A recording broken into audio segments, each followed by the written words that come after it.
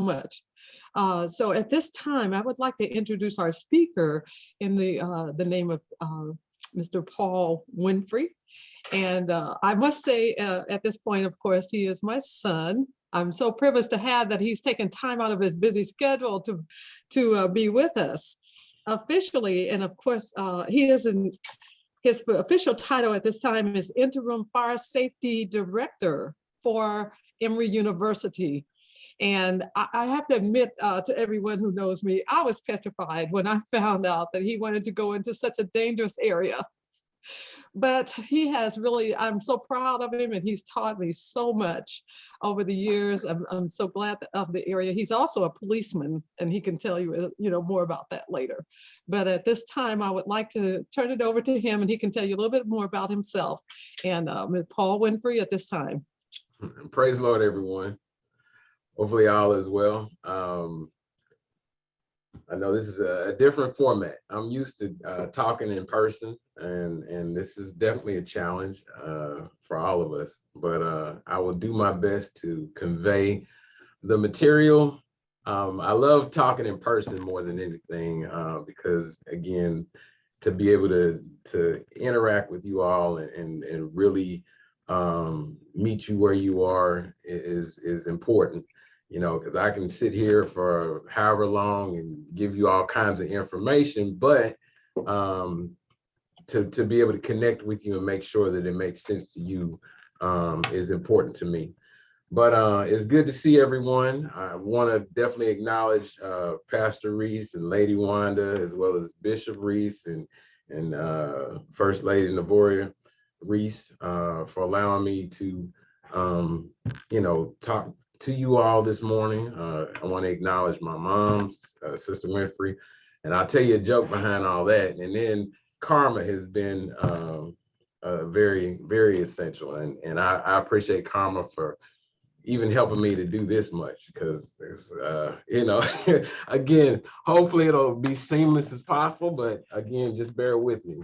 But it's funny when I know I talked to the seniors several years ago in the fellowship hall, and it didn't turn out exactly the way that we wanted it to, but it was still impactful, and that's what it's all about to me. So when she asked me about it this time, it was kind of like, hey, you want to talk to the seniors? And of course, I look forward to every opportunity to do that, but I didn't know that my mom had kind of put it on the level of the flyers and the announcements, and she sent me a long list of things she wanted me to talk about. And it put me on edge because I'm used to talking to people here at Emory all the time, but she's got me on edge to make sure that I cover all these topics. So you all know how Sister Winfrey is. Multiply that by 10 when it comes to me. So it's a little different. So I'll do my best. I'll do my best. So anyway, I'm going to talk to you. You won't see me. I'm going to utilize a PowerPoint. I'll just go through the material, and then at the end of the session, any questions that you have or whatever, we can go through that. And I want to make sure that hopefully everyone retains something. Hopefully it will make you a little more aware, because that's my goal, is to heighten your awareness as to safety.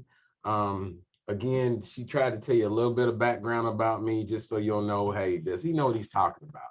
Well, my journey definitely has been about service my whole life. So I started out, just briefly, I started out in the Navy at an early age, just like my dad. And I served as a reservist in the Navy. After that, I ended up joining the fire department, as you all well know. I served with the Atlanta Fire Department for 13 years. I retired from there. Everybody thought I was crazy because I left the fire department after serving the city of Atlanta and went over to DeKalb County and became a police officer with DeKalb County. I served in DeKalb County for several years.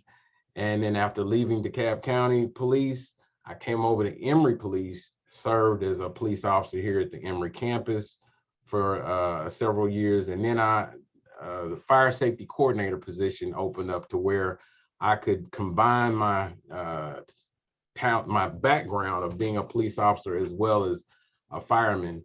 And I started the role as a fire safety coordinator, also a fire arson investigator, a fire investigator, as well as, again, as she said, Sister Winfrey said, I am also now the interim fire safety director for Emory University, and I manage several things on campus, but I am responsible for 3 campuses, which are the Grady campus. Emory owns buildings at Grady, in the Grady complex near Grady Hospital, as well as the Atlanta campus. And then we have a campus out in Covington, Georgia, called our Oxford campus. So I oversee those 3 campuses.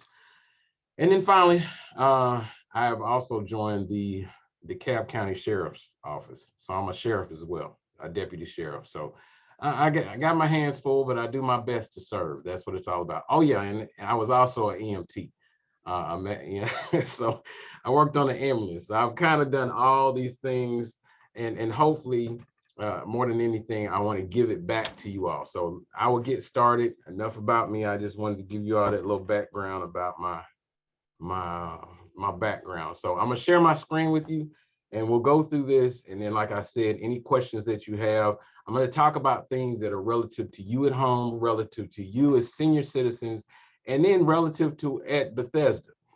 I want to heighten your awareness when you're at church or any other business, so that you have some awareness of what to do during an emergency, and it's not so reactive like, what do I do? So I'll start with this. So hopefully, Karma, I really can't hear anybody, so I hope everybody can hear. But Karma, let me know that you all can see the screen when I get started. Can you see that screen, Karma? Yes, we're good. Okay. All right, good deal, good deal.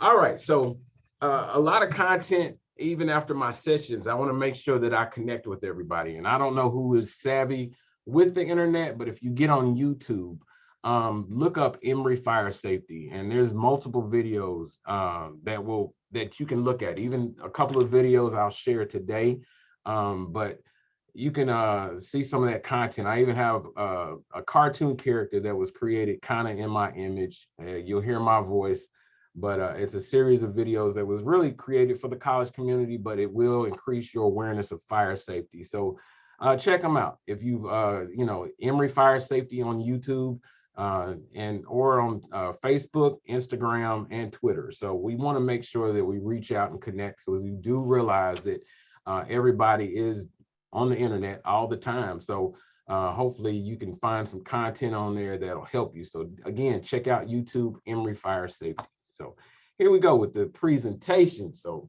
like I said, I do look forward to getting feedback. It's gonna be a little weird because I'm just talking and I don't really hear anything, but hopefully you all get something. It's okay. All right, so again, here at Emory, I oversee the contracts as well as the fire extinguishers, and I do fire extinguisher training. I work with the local fire department, and I make sure that the Emory community is aware of fire safety awareness, and that we are in compliance with the state of Georgia. What I'm talking about, again, just to give you a little bit of knowledge about evacuation procedures and response, and again, what you're doing at home. And what I'm talking about is regulated by codes. So I'm not just coming up with content that's over your head, but I want to make sure it's relative to you at home as well as where you are. So nationally, approximately 10 people die each day in fires. Statistically, 1 in 3 people will experience a fire emergency in their lifetime. Now, of course, like I said, I really can't see you or connect with you the way that I want to, but I'm sure that some of you may have been around a real fire, may have just seen a fire. I don't know if you've ever been in a fire, but it is definitely traumatic and it's horrific. It's something that I don't want people to go through, but be prepared if you ever are. I just had a situation here on campus where one of our employees, when he pulled into the parking deck, he looked over and saw a young lady sitting in her car, and there were flames coming from her engine, near the right headlight, the passenger side headlight. There were flames coming from that area as well as near the tire. And automatically he saw the lady just sitting in the car, didn't know what was going on. So he jumped out of his car, he ran over, got her out of the car. And then he ran down, got a fire extinguisher, made sure that someone was calling 911, and he went back up and extinguished the fire. So I bring that up because I don't want people to freeze. I understand that if you can extinguish a fire at the beginning stage of a fire before it starts to develop and get out of hand, you can definitely save lives and property, save yourself. So having that awareness was good, and I gave him all kind of accolades and acknowledgments for what he did. So again, we never know when fires are going to occur. What is fire? What is it? Do we even know what fire is? We know what it looks like, but what is it? So fire basically is a chemical reaction, and it's basically when you combine heat, fuel, and oxygen. If you eliminate any of those elements, the fire will go out. So a lot of times it's like, okay, what does he mean? What is he talking about? All right, so I have another story. I always have plenty of stories because I go through so many things and deal with so many different situations. I kind of use those to relate, help people relate to what I'm talking about. So I had a situation where there was a couple and they were frying French fries on the stove, and they were using an electric stove. After they fried French fries, as you know, when you deal with an electric stove, there's a little light on there that stays lit as long as the burner is hot. So that's just an indicator not to touch the stove because it's still hot, even though you've turned the knob off. So as I said, the light was still on after they finished cooking the French fries. They ate, they went to bed, left the skillet on the stove, and went to bed because again, they thought that the light was on because the burner was hot. So they went to sleep, and they told me that at about 3 o'clock in the morning, they heard the smoke detector beeping. So as some people do, they kind of, they don't want to get up. So they told me that they laid there for about an hour while it was beeping. So the young man told me that at about an hour later, it was still beeping, but then he could start to smell smoke. So he immediately got out of the bed, ran into the kitchen. And at that point, he could see that the skillet was on fire, the cabinets were on fire, and all because he didn't get out of bed, but everything was, he started to see fire develop. So what was his first reaction when he saw that fire? I bring this up because you don't know what you're going to do in an emergency in a lot of situations. So I know we can sit back now because I'm telling you the story of what he did, and you're like, how in the world, why in the world would he have done that? But I ask people, I say, hey, what would you have done if you saw flames on your stove and you saw the cabinet start to catch on fire? What would you do? And I get a range of responses from, oh, I'd run away, or oh, I'd throw water on it, or I would, whatever, what would you do? So I said, what do you think this young man did?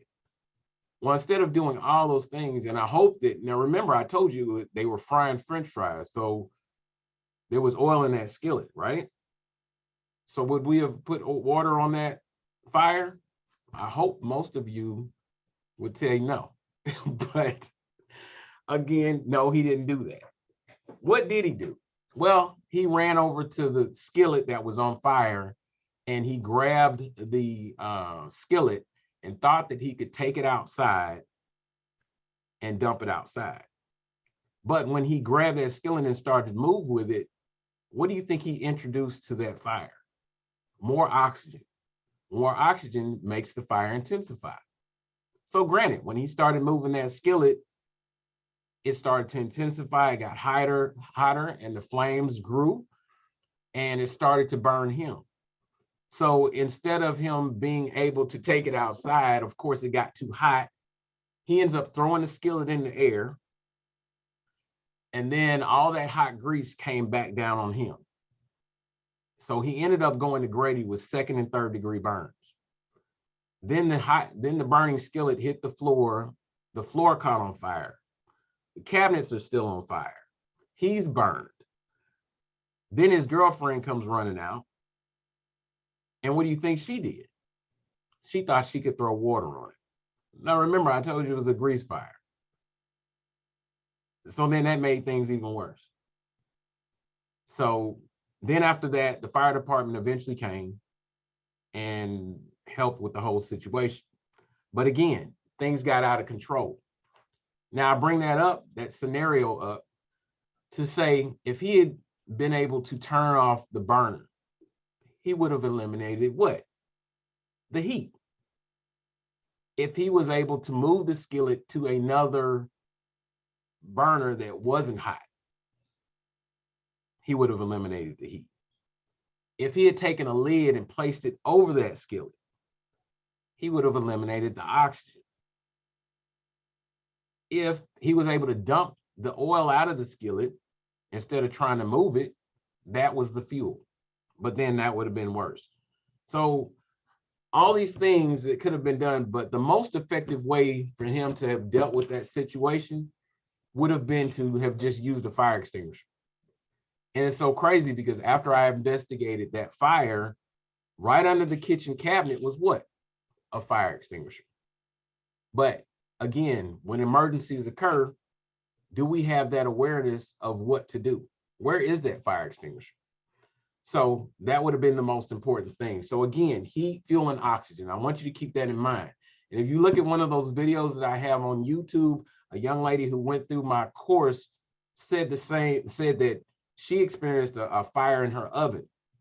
And she immediately panicked and she started to open the oven, but she thought about the training that I gave her and remembered that the fire was inside of the oven. And had she opened the oven, then more oxygen would have been introduced to that oven and the flames would have come out of the oven and started to ignite other things.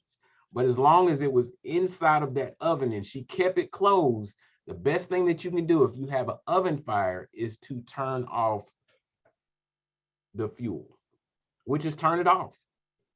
Eventually, it will consume the oxygen inside of the oven and it will burn itself out.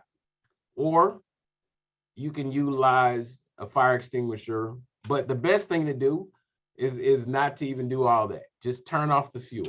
If it's inside, if you have a fire inside of your oven, just turn off the fuel. And eventually it will burn itself out.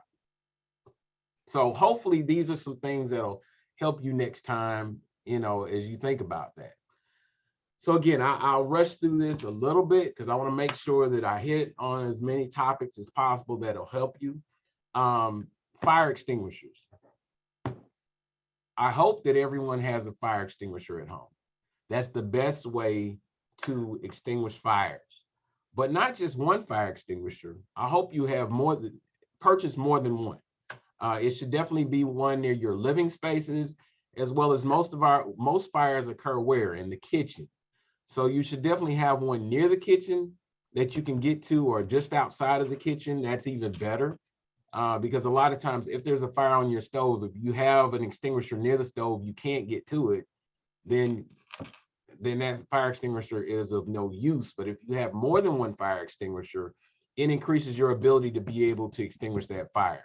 However, you only want to extinguish small fires that are at the beginning stage. Once they start to catch on to other things, you have more going on, it may be past your ability to extinguish that fire. So make sure you only extinguish small fires. After that, let the fire department handle it. Okay? So fire extinguishers are classified by what's burning. So most of our fire extinguishers, especially at Bethesda, so I'm gonna kind of throw the church into this information as well, because I want to make sure that you have an understanding at church as well as at home. Okay, so within your hallways or even at church, we have multi-rated fire extinguishers. So fires are classified by what's burning. So they are called multi-rated ABC fire extinguishers. And I'm gonna explain what that means. But do we even know what's inside of that fire extinguisher? Well, it's basically, and I'm gonna make this quick because I stumped everybody on this. What is inside of those fire extinguishers? Believe it or not, it's a basic household compound that everyone has. And I remember, if I'm correct, my grandmother had it next to the stove as well, but I tend to remember older Americans having this. What did they keep next to the stoves a lot of times? This is the same substance that's inside of your fire extinguishers. Baking soda? Baking soda, exactly. That's what we have. That's what's inside of those fire extinguishers. And I bring that up because a lot of people feel like, oh, that got on me. It's basically baking soda with some additives, so it's not going to harm you. Okay. So baking soda, yes, exactly. Good answer. So yeah, feel free. Like I said, I'm used to the feedback. So what are ABC multi-braided fire extinguishers? All right, your class A fires are what the normal fires that you experience, which are ordinary combustibles, wood, paper, plastic, rubber, cloth, all these things that deteriorate into ash. Those are your class A fires. Now I want you to remember this. It's important, especially when you're dealing with fire extinguishers. Why do I care about these types of fires? Because all fires don't extinguish the same way. So remember that. Class A fires are ordinary combustibles. Then we have Class B fires, which are flammable liquids, gasoline, kerosene, these household things that are flammable, that can explode. These are your Class B fires. Even hand sanitizer, believe it or not, that's a Class B type fire. Okay. These are all chemicals that can flame up if they're heated up enough. All right. So those are your Class B fires. So these multi-rate extinguishers can extinguish those types of fires. Then we have Class C. So any of your outlets that catch on fire, if your car caught on fire, same extinguisher. That ABC extinguisher can extinguish all those general classes of fire. So why do I think this is important? Well, one day I actually went into Home Depot and I saw this display of fire extinguishers. And I said, oh, great. They have a sale on fire extinguishers. I think that would be great. Everybody make sure they load up, get these fire extinguishers for $9.88. However, the general consumer is not going to know what I saw. So I looked at the extinguishers and I saw that these were just Class BC fire extinguishers. So why is that important? If you look at the label down there, it shows these are BC. So it's rated to only extinguish flammable liquids and electrical.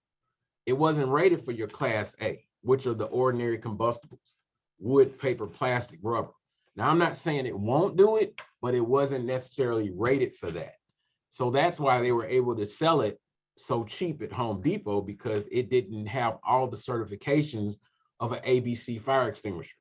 Again, I'm not saying it won't work on the Class A, but I'm sure that if you tried to sue Kitty, they would verify that you had the right extinguisher. So again, just having that awareness of this is what I'm looking for. So just remember, when you're looking for a fire extinguisher, make sure it says ABC, ABC. And feel free, anytime, you all know how to get in touch with me. All you got to do is get in touch with Sister Winfrey. She will get in touch with me if you don't know how, because I want to make sure that everybody is as safe as possible. Don't worry about Class D, but there's some other specialized extinguishers. However, you may see this Class K. This is probably in the kitchen down in the fellowship hall, or maybe not. But usually in restaurants and things like that, they have to have a special wet chemical fire extinguisher, because when they have a large quantity of vegetable or animal oils and fats, they have to have a specialized type of extinguisher. There's other components to that, but just know that if you see a silver one, this is actually a different type of extinguisher for animal fats and vegetable oils. Whenever there's a large quantity, not the kind that you use at home, but large quantities. So let's get into why we want to be safe at home. So I'm going to play a video for you in a few minutes, but I want to make sure that we're practicing safety at home. A lot of things that we have in our homes today are made, they look great. They look good. IKEA furniture or whatever, it's beautiful furniture, but they aren't made of the quality wood that they used to make furniture with. A lot of it is made with toxic chemicals or compressed wood, but it burns very rapidly when it's ignited. And that's important to know, because we don't have the same amount of time to escape from our homes that they may have had back in the day when it was wood, because real wood burns a lot slower. Just like if you set some logs on fire or something like that, it takes time to burn that type of wood. But the chemicals and things that go into our furniture nowadays, it burns very rapidly, and it definitely expels toxic gases that will kill you. And I don't want to be so blunt, but I want to make sure that we have an understanding that if there's ever a fire in your home and it's gotten out of hand, the best thing you can do is get out of there as soon as possible. Don't try to save uh, what you think is valuable. Your life is most important. So get out of these homes as quickly as possible, because you don't have a lot of time when it starts to ignite. And you'll see that in a few minutes. Because again, we hear about this on the news all the time, these deadly fires, and it breaks my heart because, again, you know, in 2022, to find out there's a lot of people out here that don't have working smoke detectors, or they don't have fire extinguishers, or uh, they don't really know about fire safety. So that's been on my heart to make sure that I tell as many people as possible and heighten their awareness just to be safe. Because again, once you hear that smoke detector and things have gotten out of hand, like it says here, you have less than 2 minutes, 2 to 3 minutes to get out of there. You don't have long before it starts to develop and consume everything, all the oxygen, everything in the home. All right. So again, make sure that you have working smoke alarms in your bedroom, in the hallways, as well as down in the basement. If you have a basement, make sure that you have smoke detectors. Why do we put it in those areas? And then definitely outside of the kitchen. Don't put it in the kitchen, outside of the kitchen. Why would I say that? Because most of the times, if they're in the kitchen, they're going to go off all the time. Because I know you all can cook. However, anytime there's an accumulation of smoke in your kitchen, it's going to go off and it's going to get on your nerves. And then you're going to be waving fans or trying to get it out, or always trying to get the smoke out of the kitchen so the thing will be quiet. Okay. And so half the time people will remove them because it becomes a nuisance. You don't want to get to that point where it's a nuisance. So the best thing to do is place a detector outside of the kitchen so it doesn't activate every time somebody can't cook. And I'm not saying you can't cook, guys. I know y'all can cook, no doubt about it. But we want to reduce people, being desensitized about every time a smoke alarm goes off. So again, in your bedroom, so it will wake you up at night, outside of the bedroom, because where does smoke travel? It goes up. So we want to make sure it's at the top of the stairwell if you have a 2-story home, and at the base of the stairwell. You want as much of an alert as possible. Okay. And then if you have gas appliances or anything like that in your home, if you have gas water heaters or a gas stove, what other kind of detector do we need? I'll tell you, because again, I don't have that feedback or I can't really see you, but make sure that you have a carbon monoxide detector, because carbon monoxide, as you know, can kill you in your sleep. It is a odorless gas that can put you in a deeper sleep and asphyxiate or kill you. Okay, so make sure that you have a carbon monoxide detector if you have gas appliances. Now, in the past, they always used to tell people change your batteries in your smoke detector anytime the time changes. Well, now they're getting ready, as far as I know, they're going to do away with daylight savings time and things like that. So, they're not going to have those reminders like that. So a lot of times, you may have to put some kind of note to yourself or something to remind you to change the batteries. However, we do recommend that you push the button on the smoke detector monthly to make sure it works, and you know what it sounds like. But we also encourage people, if you can, to get a 10-year smoke detector. So it may cost a little bit more than your average smoke detector, but once you put it up, it lasts about 10 years and you don't have to worry about changing the battery. It'll last for about 10 years. So those are something good. So where you don't have to worry about changing the battery every time the time changes, it'll last you about 10 years. Okay. So those are some things to kind of think about as far as smoke detectors, but please have a smoke detector. Also, do you know how to get out of your home? Have you ever even thought about that? If there was a fire in your home, or And it's not just about fires, believe it or not. And again, like I said, I'm a police officer, and I dealt with home invasions as a police officer. And if you happen to be in a situation where you can't get out the same way that you normally come in your home, or you can't get to that back front door, how else would you get out? So make sure that you have a way of escape. Now, we do encourage people to have escape plans and things like that, but no, I mean, can you get out of your bedroom window? And things like that. Do you have a way of getting out? And I don't know if there's anybody that sleeps on the second floor of your home, which is kind of leading into my video. I'm trying not to overwhelm you all, but if those of you who sleep upstairs, if you could not go out of your, and one person can speak to this, if you had a fire upstairs and you could not get out of that second, if you couldn't go out the main door, how else would you go out? Would it be through, how else would you get out? Does anybody else know? Have you ever even thought about that? Have you thought about how you would get out? If you couldn't go out of those of you who have a 2-story home or sleep upstairs, can anybody tell me how you would get out? Have you thought about that? How do I get out? Anybody? Anybody? No. Have you thought about it? I know what we need, but we don't have it. Okay, so that's important. So that's what I'm here to do, is remind you. So Karma, let me know if they can see this video. I'm going to share this video. I hope that it will help you. I just want to. Your house is on fire. This is what. I'm gonna try this. I told you I'm not that savvy with this stuff, so just bear with me. You have about 18 minutes, Paul. 18 minutes. Oh my goodness! I told you I would flood you. Can you see the video?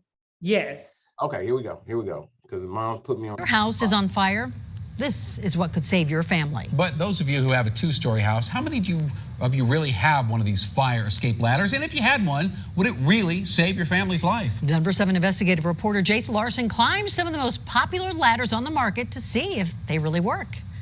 So you wake up, it's the middle of the night, and you realize your house is on fire. You think about going out the door in your bedroom, but it's blocked. There's smoke and flames. Your only way out from the 2nd story is a window.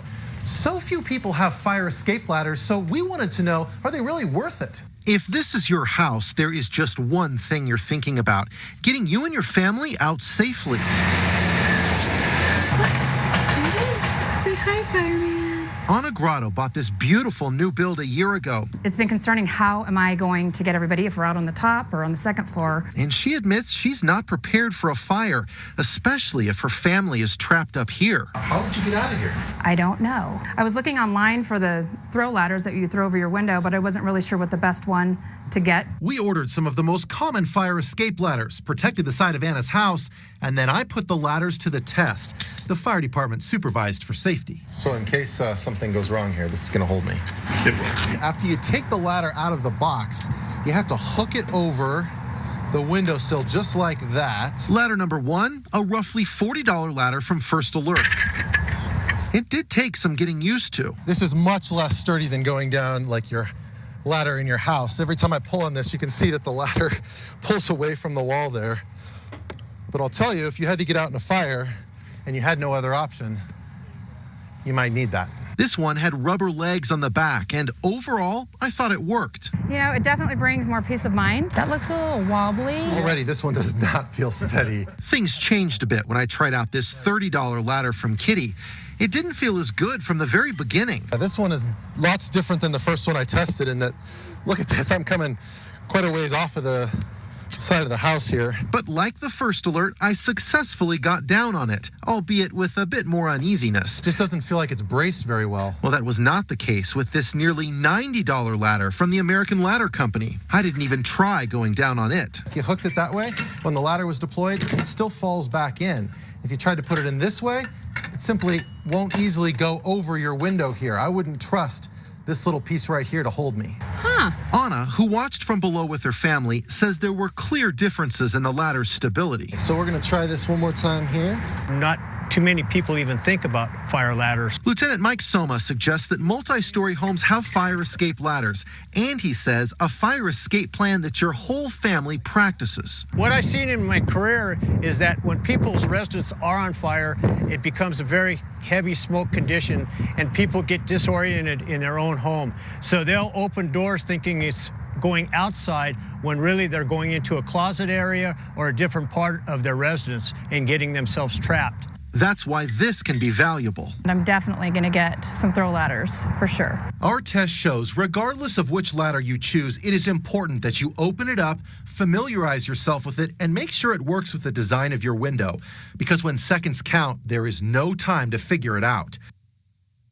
Never. All right, so hopefully that gave you a little bit of insight about giving yourself more than one way out of an area. Am I back on my presentation?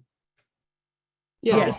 Okay, all right, good deal. So again, think about that. Give yourself more than one way out, no matter where you are in your home. And as the fireman said, a lot of people try to think that they know their way out of the home, but you don't want to try to go through that.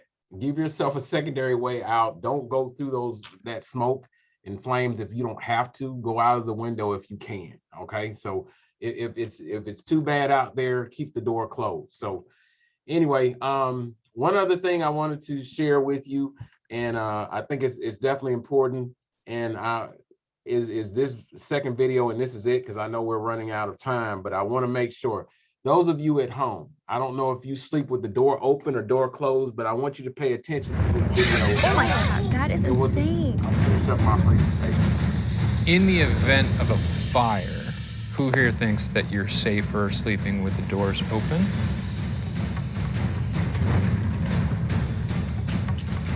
I keep them open because I was a mom for so long. My kid's room is 2 doors down from mine. Always open. I'm not all that confident they would stop anything anyway.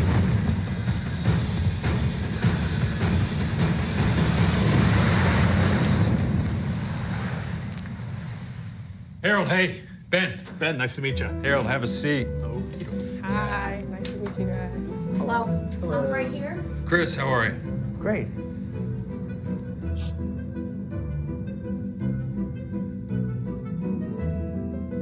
As you think about fire safety, what keeps you up at night? Yeah, I'm not too concerned. I probably don't think about a fire threat as much as I should because I do forget to turn things off often. Have you ever been through one? A fire? No. We told you that you'd be coming here today for discussion, but what we didn't tell you is that there is also a demonstration that we want to show you. Sound good?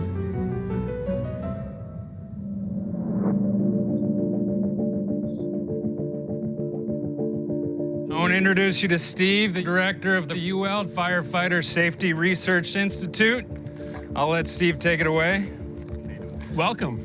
My job is to lead a team of people that study how fire grows and spreads so we can keep you safe. Here at the Delaware County Emergency Services Training Center, we essentially turn this place into a laboratory. We've got several structures around here that we build to simulate where you live. And one of those structures is right here behind me. What I want you to do is I want to take you inside here, and I want you to see how this looks like your home. And then once we get you outside, we're going to go ahead and recreate what would happen if there was a fire in this structure right here. This could be your home. Look pretty normal? Yes. Yeah, got some furnishings. You'll notice the difference down here as we walk down. This bedroom door will be closed, and the one at the end of the hall will be open. And what I want you to do is pay attention to the comparison of the two of those and think about you and your family trying to survive this fire. All right, we just hit the button. We have ignition.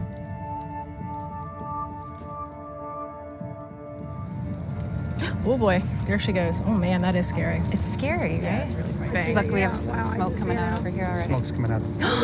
What a lot of people don't realize is that the furnishings that are in our homes today are made of synthetic materials. So they burn so much faster than your old natural cotton-filled furnishings used to be. The statistics that we've seen through our research is in about 40 years ago, you had about 17 minutes to get out of your house after the smoke alarm sounded. Now you have less than 3 minutes. Holy crap. See, this is the things that we were.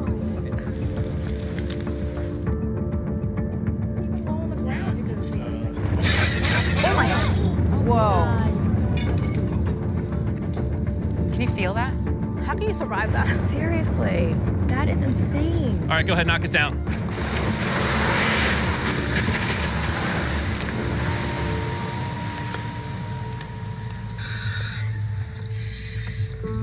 All right, as you remember, closed door on the left, open door on the right. And you can see the dramatic difference between the two with the simple closed door. Impressive.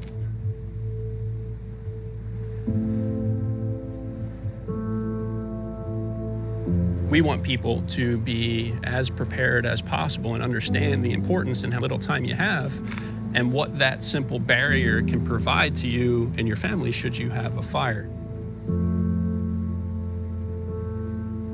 I want you guys to throw some hard hats on and some safety glasses and at least poke your heads in the windows, or you can even walk in the hallway if you want. Give me a word or phrase to describe what you just saw. Anxiety. Frightening. Terrifying. I really didn't expect anything like this.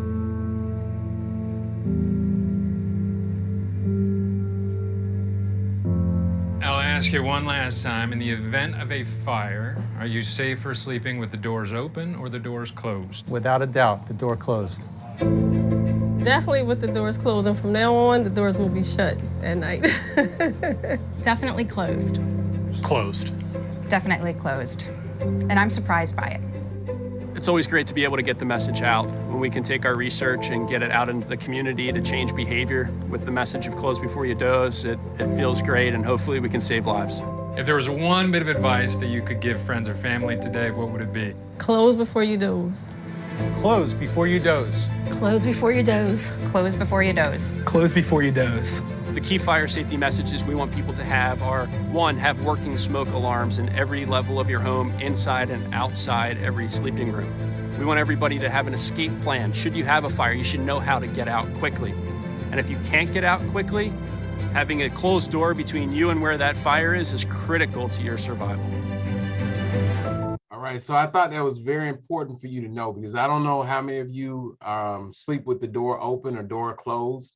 But it's very important to remember that that door is not just there for privacy. It's there to ensure that it's a barrier between you and that fire. I think I messed up. Can you see the presentation? Or did I mess up? Yes, just change your display setting. Swap. All right, sorry about that. Okay, so hopefully that makes sense. I'm gonna run through these real quickly because obviously Sister Winfrey is gonna keep me on my time. So here we go. Just remember, I know we're out of the winter season, but some of these things do apply. Remember, don't overload your outlets. Don't have a bunch of strip outlets, especially those that aren't rated, that don't have a shutoff on them. Be mindful of that. Don't overload those outlets. If you do have heating devices, there should be a 3 feet distance or clearance between you or anything that can burn. Not you, but anything that can burn, like a bed. We'll get fires. People catch fires because they've got heating devices too close to the beds. So there should be 3 feet between anything that can burn and that heating device. That's important to remember because too many fires are starting because of that. Electrical fires, again, I'm gonna run through this very quickly, but don't plug these heating devices or major appliances into strips. They should go directly into the wall, okay? So remember that, into those walls. Be smart. Don't use the wrong light bulbs. I'm just gonna go through this quick because I know I'm on a time limit. I already told you about the smoke detectors, changing those, having an escape plan. Make sure you got good working flashlights. Keep matches out of the way. And hopefully you all, this is important, candles. Don't leave burning objects, candles or food unattended. That's how a lot of fires start. So if you leave a room, blow the candle out and relight it, but do not leave burning candles and things like that unattended. That's very important to know. Even your heaters, don't just leave a heater going unattended. That's how fires start. So make sure that someone is around at all times. A few tips that Sister Winfrey wanted me to hit on as far as to address dealing with older Americans. So again, chemical safety. I don't know if you've ever done this.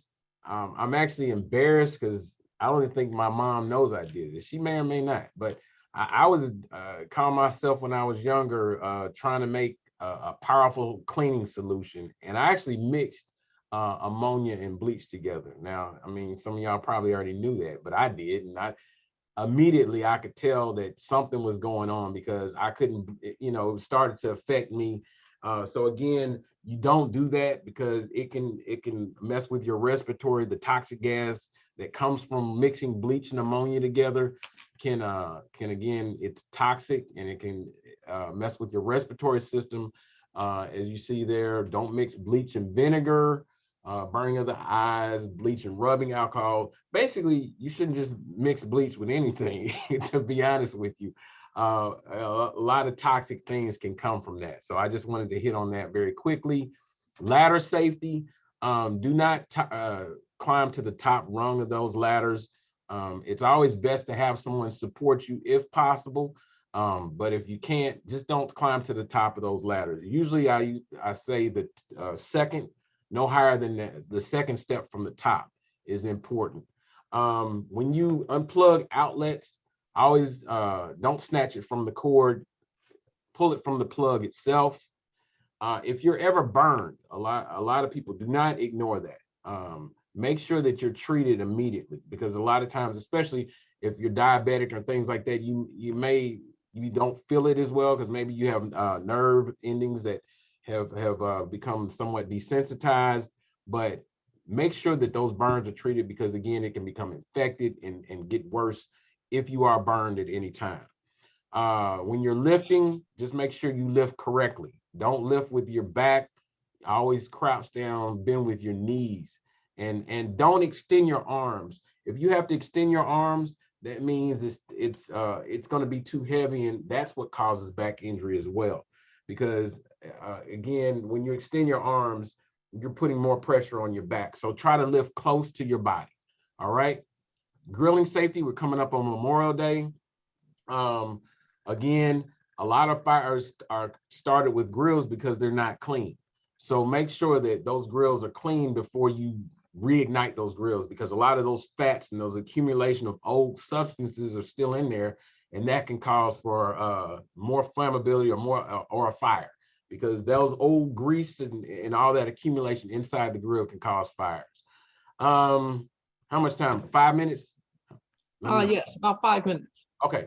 To prevent, and also you should be about 10 feet away from your home when you're grilling. You don't want to be close, because again, you want to be away from the deck, railings, leaves, things like that, things that can catch fire. So again, and always be on a concrete, well, try to be on a concrete surface. Well, you can, but just be on a surface where it doesn't tip and things like that. And then the ashes that drop from that, again, it's better to go on a slab of concrete, but if not, just make sure that it's dry.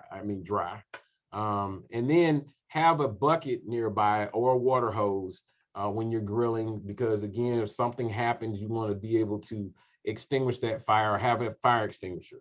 Also have the coals, especially if you're at a park or something like that, you need to submerge those coals in water for about 10 to 15 minutes to make sure that they're out. Don't just put them in a trash can, because again, they're still hot and they will start a fire in that trash can.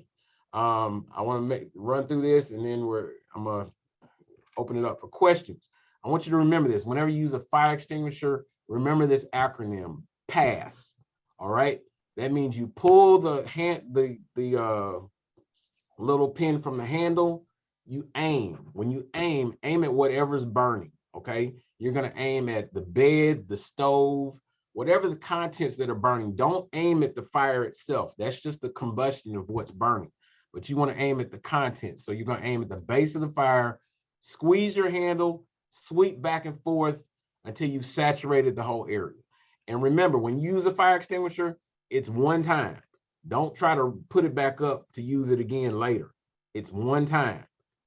Go buy you another one. Fire extinguishers cost about $15 a piece, $10 to $15. Go get you another one, but do not try to reuse a fire extinguisher after it's been used.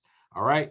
And as far as the church, I'm not gonna go through all that, but let me open it up for questions. And then also remember, cluttered stairwells, do not clutter your stairwell. There should be nothing in the stairwell. So remember this, even at church, at Bethesda, and I know y'all do right by fire safety, and I'll help you out, but nothing should be in those stairwells that doesn't support the stairwell. Stairwells have two causes, have two purposes, refuge and evacuation. So if we have items in there, random items that don't support that stairwell, we impede those things, all right? So I know I'm cutting it short, but I'm out of time. So let me open it up for questions. Let me ask you this. There was a question in the chat. Okay, and it said, should there be, hold on a second. It said, is it better to have a smoke detector? Is it better to have smoke detector hardwired to the house or with batteries? I think usually the hardwired ones have a battery backup. So there's nothing wrong with it. I'm not going to say one is better than the other, but I think that having that hardwire will extend the life. If you're not used to checking it as often, then it's good. It's fine to have it hardwired because again, it'll have continuous power. So you're not going to lose power like you would with just a straight battery with a battery only. At least you have that power being supplied unless the power goes out. So I think the power will. All right, and Sister Carol has her hand up, and then Sister White. And that's about all the time we probably have for questions. We'll see. Go ahead. Hopefully next time, if we have more time, I'll give you more information. I know we're kind of, crunched on time as well as in the video format, but go ahead. First of all, I want to say thank you for the wonderful, wonderful presentation. I've learned a lot. I knew some things, but I've learned more. But I just have a question, and I'm not trying to say anything. Since what happened down here in the church, do you recommend, or does the police department or fire department, do they ever come and do training for churches? I know I went to a seminar years and years ago where they had like a key word. So everybody knew when that word was said that there was danger for the church. Right. What do you think about that? I think that's good to know, especially, but a lot of these things can be done. We can have safety committees. I can help you all with that. Granted, now a lot of our fire departments like DeKalb County, they have an education section that will come around. COVID has changed a lot of things, so they're not as available as they used to be. But that you can schedule with them to come and do a presentation for you all. They even have I think a smokehouse. They may have a smokehouse and they can show you what it's like inside that. So if you'd like to schedule something with them, and like I said, I'd be more than happy to come there one day and continue this conversation to help you all. But the code word, yeah, that's good to have. Anything that will help with safety, I'm not going to discourage that. So, yes, I think that's good as well to have a code word. Okay. Did that answer your question? I think I did. I want to make sure. Did that? I think so. Okay. Yes, it did. It did. Thank you. One more thing before Sister White comes, it says, should appliances like dishwashers, washing machines, and dryers be left on when leaving the house? Yeah, I mean, you have them, they're connected to the home fuse breaker and things like that. So yes, that's fine. There's nothing wrong with that. They have automatic shutoffs. And as long as they're properly maintained. Now, if you see some wires hanging or something that looks abnormal, or if you've had issues with that, or you can't trust it, then yes. But other than that, there's nothing wrong with those appliances running. All right, Sister White. Thank you. Sister White. Sister Joy White, your hand is up. Oh, I love the hat, Sister Rashid. Unmute. Go ahead, Sister Rashid. Okay, thank you so much, Mr. Timothy. That was awesome. That was awesome. All right, Timothy. Yeah, I'm gonna let him know. I will let Tim know. And Paul. This is Paul. Thank you so much, it's Mr. too Paul. late now. It's too late. It's too late. And look, Tim's on the call. I'm here for it. I'm here for it. Okay, all right. Hello, Mr. Tim. Hello. Just two things here, just to follow up about leaving the dryer and washer on. I think sometimes if you're not really careful about cleaning the what is it? Taking the lint out of the dryer. Oh yeah. That can cause, Why? So, Why do you think that causes that?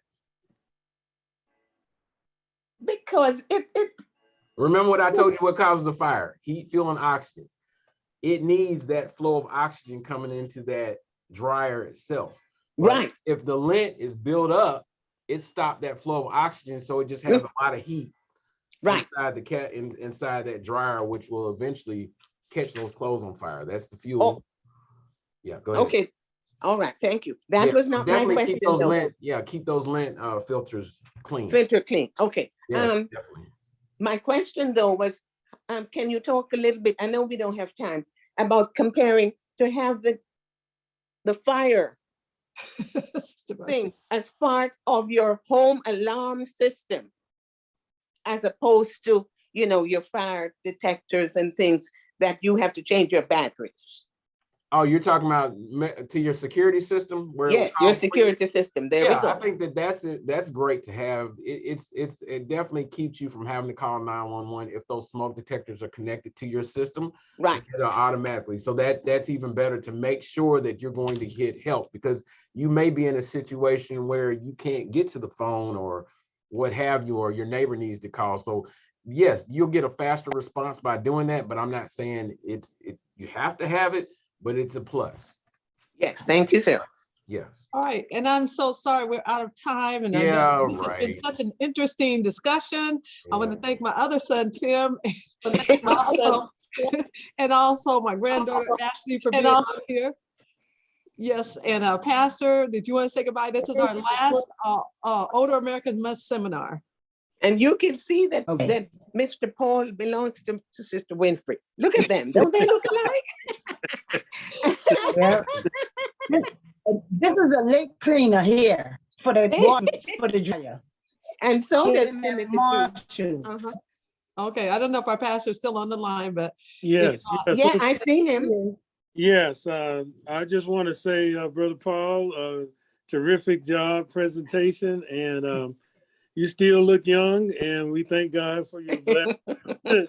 I learned so much information today, which is very beneficial, especially for the house, and especially with the second floor ladder and keeping the door closed. Is just something that I do often.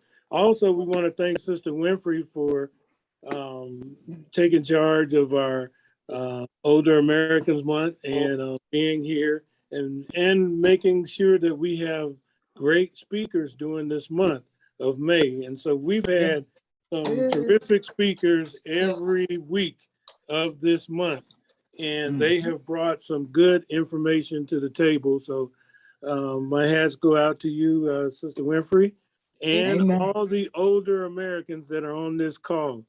Amen. We salute you on this month. We're not going to stop celebrating you, because every day is your day. Yeah. So we're going to continue on to do what we need to do. But thank you again, Brother Paul, Winfrey, and good to see Tim, or at least I heard your voice. I hadn't heard your voice in a long time. So the Winfrey brothers are part of Bethesda, and they will always be part of Bethesda. And so amen. We're glad that they got on the call today. So thank you again for everything. And Paul's daughter, Ashley Winfrey, was born at Bethesda, and she's on the line too. So yes, good to have her too. Yes. But at this time, I know we're over, and we will really want to extend our appreciation to you, Paul. Even though you're my son, I'm so glad that you took the time out of your busy schedule. And I know with your new position that it's very, it was very difficult for you sometimes just to get away. But thank you so much for this vital information, and hopefully we will all be safe and remember what we've learned. I want to thank Sister Karma, our good Karma, for really hosting these seminars, and it's been a pleasure to present this vital information. I think that I'm sure that Bethesda is one of the few churches who have really devoted this kind of time, and hopefully all of you have benefited from this. And thank all of you for being here and participating. So at this time, with no further ado, one more thing. Yes. One more thing. Just remember, you all, I know I gave out a lot of information quickly, but I'm always accessible. So just know, if you have any further questions or anything like that, don't hesitate to contact me or Sister Winfrey. I'm always here, and we can continue this conversation in other formats. And I do want to say on behalf of my son, he has a servant's heart. We played a game one time on our family vacation, and he said, "I just want to serve." So thank you so much. Right. So I want to ask our chaplain, Sister Sabrathia, Minister Sabrathia, to dismiss us. Thank you. Amen. Oh, gracious Heavenly Father, we come to say thank you. Thank you for another day, for your grace, your mercy, and your love. Thank you for this information that we've learned, oh God, that we've been able to enhance our knowledge, and that we will keep it and apply it to our lives as we go along the way. We thank you for our leaders. We thank you for Pastor for allowing us to have Sister Winfrey and leaders like this in our Old Americans Month, oh God, that can help us live longer and better lives. We thank you, oh God. We ask you to remember the prayer requests. Remember Pastor and Bishop in a special way. Remember Mother Reese, oh God, in the name of Jesus, all the sick and the shut in, comfort hearts of those that have lost loved ones, oh God, and keep us under your blood until we meet again. In Jesus' name, amen.